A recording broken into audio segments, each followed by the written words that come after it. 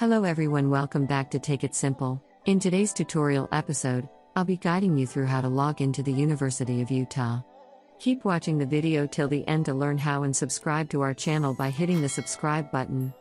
Don't forget to press the bell icon so that you'll never miss another update from us. The University of Utah is a public research university in Salt Lake City. Utah is the flagship institution of the Utah system of higher education. If you are a student at the University of Utah, and you want to log into your account, keep watching the video till the end. Don't forget to press the bell icon so that you'll never miss another update from us. Start by clicking open a web browser. Once you do that, in the search box type in University of Utah Login and press the enter on your keyboard. From the search results, click on the first link that you see.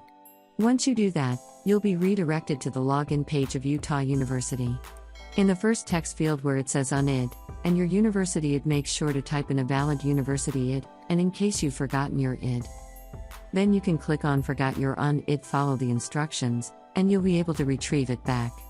Similarly, type in the password for your account in the next text field. Again, make sure to type in the correct password every time you log into your account. In case you've forgotten your password, you can click on Forgot Your Password and follow the instructions to reset to a new password before moving on.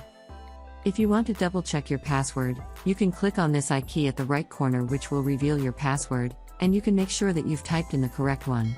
After you're done entering the credentials, click on the Login button and you'll be logged into the University of Utah account. I hope you found the video useful. If you did, go ahead and give it a thumbs up. Feel free to comment down below in the comment box if you have a question or feedback. I'll be back soon with more tutorial episodes again. Thank you for watching.